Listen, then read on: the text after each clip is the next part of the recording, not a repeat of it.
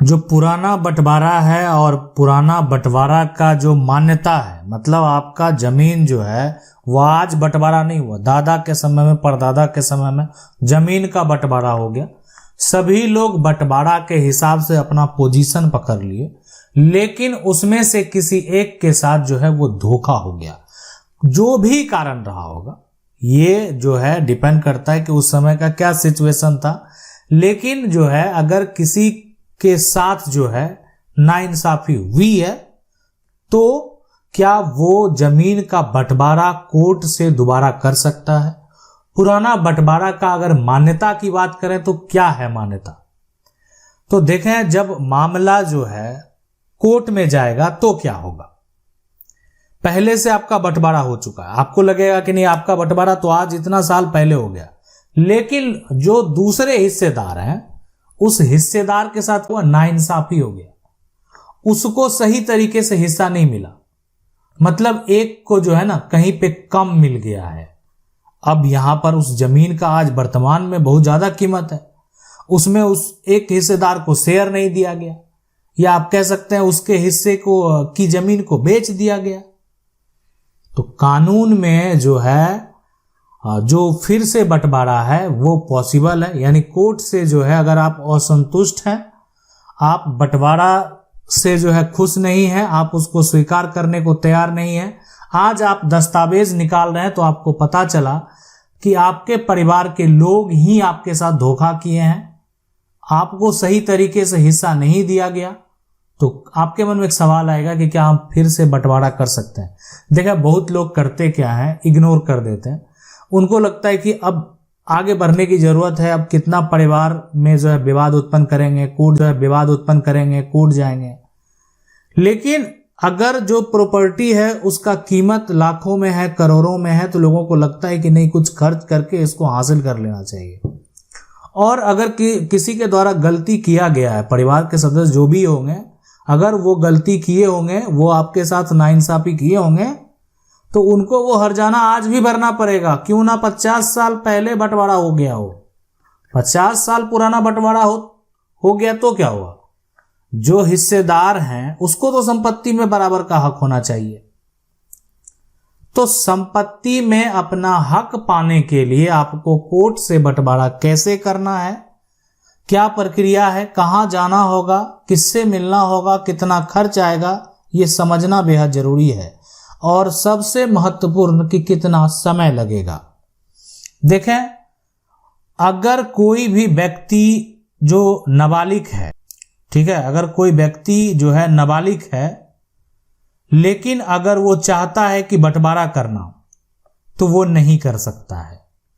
बंटवारा करने के लिए जो उम्र होना चाहिए वो 18 वर्ष होना चाहिए, और साथ में इसके साथ साथ जो है प्लस में ये होना चाहिए कि उसका दिमागी यहाँ पर जो एक तरह से है स्थिति है ना, वो सही होना चाहिए। पागल आदमी बंटवारा नहीं कर सकता। तो 18 वर्ष होना चाहिए पहला, और दूसरा जो है दिमागी स्थिति अगर सही है तो बंटवारा का मुकदमा दायर कर सकता है, अपना हक जो है वो प्राप्त कर सकता है दोबारा कोर्ट जाकर। अब यहां पर जो है कोई भी बंटवारा का केस चल रहा है, मान लेते हैं, आप क्या करेंगे, केस करने के लिए आपको क्या करना पड़ेगा, ठीक है, आपको केस तभी चलेगा जब आप कोर्ट में केस करेंगे, तो आपको उसके लिए अब हो गया कि नहीं 18 वर्ष है, अब आपको सिविल कोर्ट जाना है। सिविल कोर्ट में आप क्या करेंगे, बंटवारा सूट करेंगे।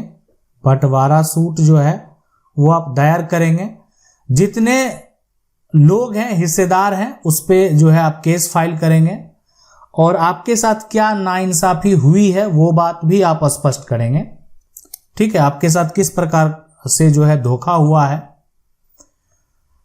अब इस क्रम में जमीन का जो है सारा जो डॉक्यूमेंट है वो भी आपके पास होना चाहिए, मतलब जमीन का जो कागजात है, ठीक है, वो आपके पास होना चाहिए। नहीं है तो नकल निकालेंगे, और साथ में पूरा एक लिखित इंफॉर्मेशन जो है वो तैयार कर लें, है ना।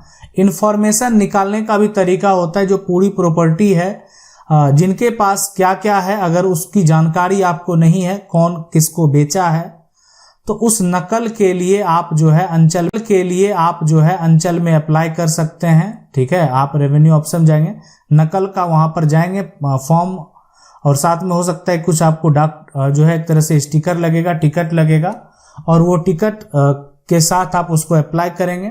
अप्लाई करने के बाद वो एक प्रोसेस है, आपको एक सर्टिफाई वेरीफाई कॉपी जो है ऑफिस कार्यालय से दिया जाएगा और उस प्लॉट का पूरा इंफॉर्मेशन आपको बताया जाएगा। ये पूरा प्रोसेस है और आप उसको कोर्ट में जमा कर सकते हैं। तो ये सारे डॉक्यूमेंट तैयार होने चाहिए ताकि आप उसको सबूत के तौर पे जो है पेश कर सकें। उसके अलावे भी कुछ डॉक्यूमेंट है जिसकी बारे में बात करेंगे। लेकिन जब मामला आपका कोर्ट में चल रहा है, आपका जो है कोर्ट में केस हो चुका है, अब उस केस दौरान क्या होता है, केस के दौरान कोई क्या करे कि नहीं अब देखें ये मामला आ गया, अब ऐसा करते हैं इसको बेच डालते हैं, इस पे तो विवाद है ना। परिवार के लोग ऐसा सोचते हैं इसको बेच देते हैं, दूसरे के पास बेच देते हैं। अब तो कोर्ट में केस कर दिया, अब इसको और उलझा देते हैं। तो क्या किया, जिसके पास ये जमीन था, जिसके है ना, जो इसका उपयोग कर रहा था, हिस्सा नहीं दिया था, शेयर नहीं दिया था, और जिसका दावा किया जा रहा था उसको अब क्या किया कि बेचने का बात कर रहा। तो क्या ये कानूनी तौर पे अगर देखा जाए सही है? तो देखें, जब बंटवारा का केस चलता है, ठीक है, तो यहां पर जो है, यहां पर ट्रांसफर ऑफ जो प्रॉपर्टी एक्ट है, वो एक्ट का जो सेक्शन 52 ये कहता है कि अगर कोई केस जो है वो चल रहा है, केस के दौरान जो है आप संपत्ति को आप बेच नहीं सकते हैं, याद रखें इसको। अगर कोई बेचता है तो गलत करता है, यानी अगर कोई बंटवारा का केस जो है वो कोर्ट में चल रहा है, तो कोई भी हिस्सेदार जो है वो उसको बेच नहीं सकता है। ठीक है, तो इसलिए, और यहां पर देखें कोर्ट की अगर फीस की बात करें, जो खर्च होता है, खर्च की अगर बात करें तो ज्यादा खर्च नहीं लगेगा। जो बंटवारा का केस होता है उसका कोर्ट फीस काफी कम होता है, यानी 500 से जो है 1000 आप इसका जो सिविल का कोर्ट का फीस होता है लगभग उसी के आसपास, हो सकता है थोड़ा अधिक भी हो। ठीक है, जो क्षेत्र से आप बिलोंग करते हैं थोड़ा आपको ज्यादा खर्च लगे, लेकिन यही आसपास इसका जो है कोर्ट का फी आपको लगेगा। और साथ में आप जो वकील रखेंगे, वकील का जो फीस होगा वो तो आपको देना होगा। उनसे बात करेंगे आप, जैसा वकील है, बंटवारा का केस है, जो उनका चार्ज है, सभी जो वकील होते हैं उनके एक्सपीरियंस के हिसाब से उनका चार्ज जो होता है वो अलग अलग होता है। तो जैसा उनका चार्ज है वो कॉस्ट जो है आपको देना होगा। अब रही बात यहाँ पर की जो दस्तावेज है, तो दस्तावेज भी आपको तैयार करने होंगे। सबसे पहले आप जो केस करने जा रहे हैं तो आप उस परिवार का वारिस हैं, तो वो वारिस होने का जो आईडी प्रूफ है वो देना होगा, यानी वंशावली देनी होगी। ठीक है, साथ में जमीन का जो कागजात है वो कागजात देना होगा। ठीक है, प्रॉपर्टी का जो वैल्यू है वो बताना होगा।